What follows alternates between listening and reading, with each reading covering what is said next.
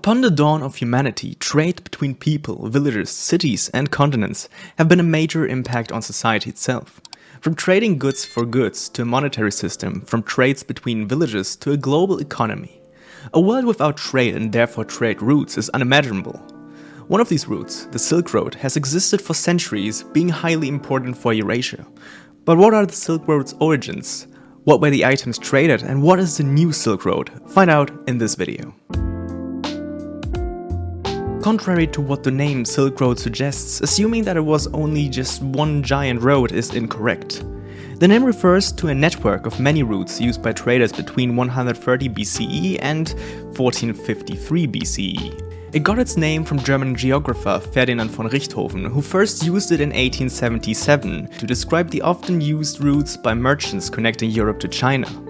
Due to its oversimplification of the giant trade network, some historians suggest the name Silk Routes, which is also the term I will use henceforth. Now that we have the basics done, let's talk about the Silk Route's geography. The Silk Routes extended 6,437 kilometers, crossing through the world's most formidable landscapes, such as the Gobi Desert and the Pamir Mountains.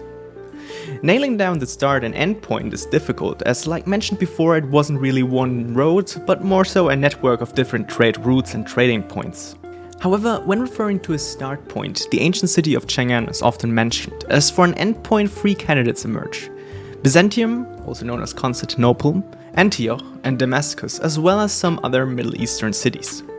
Obviously, these endpoints weren't the final destination for the goods traded. Most continued their journey into the Mediterranean world and Europe, which is why in some maps of the Silk Routes, Venice can be seen as sort of an endpoint.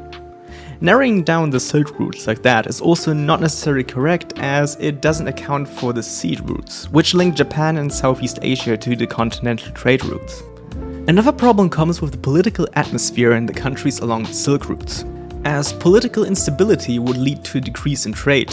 The Silk Routes also weren't funded by any government, which led to poorly maintained roads and the occasional ambush by robbers. These sometimes unfavorable conditions led to the usage of alternative and competing routes. Long story short, the geographical context of the Silk Routes should not be held as definitive, rather it should be thought of in the broadest of terms. It should also go without mention that whenever a country is named, it's only because it's easier for us to understand. In the case of China, for example, scholars are reluctant to use the name for pre-Han Dynasty times because the concept of China as a nation didn't exist back then. When once more taking a look at a map of the Silk Routes, it becomes apparent that it leads through several mountain regions. Traders surprisingly didn't have to traverse many mountain ranges. The biggest problem were the geological features, such as dry terrain, mostly because of the height, infrequent or irregular water supplies, scarce forage for caravan animals, and many other difficulties posed greater challenges for traders who also were reliant on locals, whose knowledge and experience could help them to survive and deliver their cargo. One of the, at least in the Western world, best known travelers of the Silk Routes is Marco Polo, who lived from 1245 to 1324, and was a Venetian merchant, writer and explorer who recorded his travels in his Book of the World's Marvel, also known as The Travels of Marco Polo, which he published in 1300. In this book he describes his travels along the Silk Routes and the Asian regions and cities he traversed. What probably makes him stand out the most was his voyage with his father to China, then known as Katai. He was just 17 years old when he traveled for over 3 years to Kublai Khan's palace in Xanadu in 1275. He stayed at the Khan's court and took part in many missions to parts of Asia never visited before by Europeans. No doubt that his journey had a massive impact on Western cultures. His book was a bestseller and it itself had an impact on medieval and early modern explorers, missionaries and merchants. In modern times, his story inspired movies and games. The name Silk Route or Road already suggests one of the items being traded along the routes. It's obviously silk. However, it's not the first major item to be traded on the routes, as the southern stretches from Khotan to eastern China were used for jade and not silk as long as 5000 BCE. It, by the way, is still in use for this purpose. The jade trade also leads to some people either only calling the stretch or the entire route Jade Route. The geographically wider nature of silk trade is the main reason why it didn't become known as Jade Road. China is the only country that uses this term. Other traded goods were frankincense, myrrh, jasmine, amber, cardamom, nutmeg, ginseng, bile of python, carpets, fabrics, dyes, minerals, diamonds, corals, ivory, fish tusk, gold, silver, fur, coins, bows, arrows, swords, and spears. Animals such as Fergana horses, Arab and Nissian horses, camels, elephants, rhinoceros, lions, cheetahs, gazelles, hawks, falcons, peacocks, parrots, and ostriches were traded as well. Last but not least, the trade of cultivated crops such as grapes, peaches, melons, vegetables, as well as sugar and spices contributed to their broader geographic distribution, which leads us to the next chapter. Every time in history people traveled through the world, exchanged goods, acquired knowledge, or in the worst case waged war, a major impact on culture and the world followed. The Silk Routes are no exception to this. As mentioned earlier, the trade of the cultivated crops led to a wider geographic spread of said crops.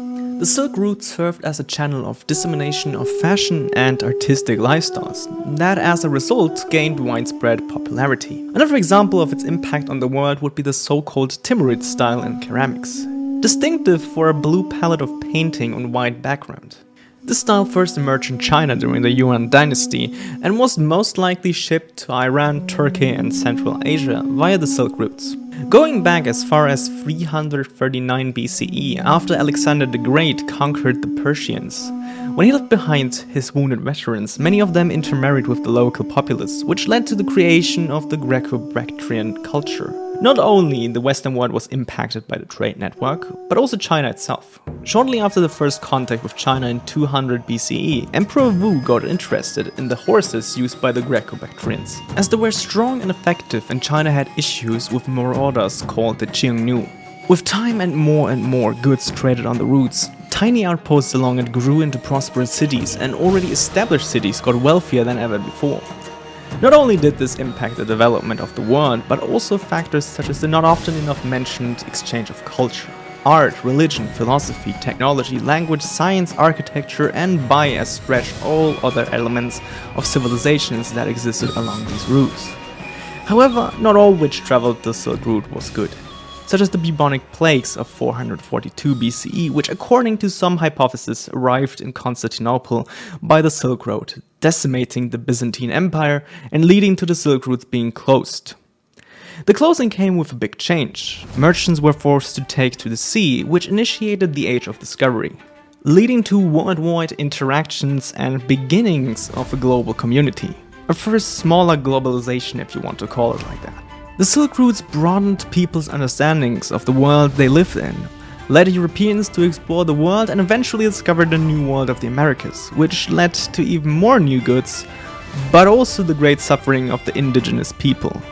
All that can be seen as the foundation of the modern world, with its negatives and positives. If you thought I would be ending the video here as all that is important about the Silk Routes has been said, and I basically told you everything that I promised in the title, you would be right. Well, partially at least.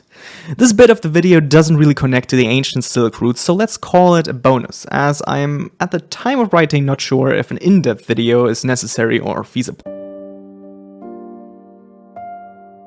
The New Silk Road, also known as the Belt and Road Initiative or One Belt, One Road, is China's modern-day project to strengthen economic integration in the broad Eurasia region. Basically, it is a series of transportation infrastructure projects focusing on the Silk Road economic belt and the maritime Silk Road. The project itself is mostly viewed through the geopolitical lens as a means of China to gain political leverage over its neighbors. Whilst this is undoubtedly the case, the New Silk Road is largely motivated by China's pressing economic concerns. Unlike its main cities, China's hinterland and Rust Belt is underdeveloped, which means a project of this magnitude will make development of better infrastructure in these areas mandatory and a necessity. The controversy around the Belt and Road Initiative boils down to accusations of China rising to power through exploitative methods and a form of modern-day colonialism. Several news outlets and governments have depicted BRI partners as defenseless victims. Whether or not this is completely false is debatable, denying that the project has benefited many of its partners on the other hand would just be ignorance. Let's take a look at one last concern about the Belt and Road Initiative. the so-called debt trap diplomacy, which is often brought forward by governments and experts. But how does it work? China gives country B a loan. Country B is desperate as it might have economical issues. So what is the trap, you might ask? As with every loan, it has to be repaid at some point. But if country B has no means to do it, China might be demanding political or economic concession. A scenario like this allegedly happened in the case of Hambantota, a coastal town in Sri Lanka. A loan for the construction of a port was given to Sri Lanka by China, however it could not be repaid and instead the land was handed over to China in a 99-year lease. This seems very sketchy, doesn't it? Many believe that China would construct a military base in the area. Some even spoke of China seizing the land. This is incorrect and misleading. The land was never seized and Sri Lanka gave a 70% stake in its port to a Chinese company. The country also owed only 10% of its national debt to China. The debt problem arose from excessive borrowing on Western markets and own economical issues. Again, China at this point isn't really at fault. As for the military base, China never built one. In fact, the terms of the deal don't allow any Chinese Navy vessels to use the port. The fear of a debt trap policy is unfounded and baseless.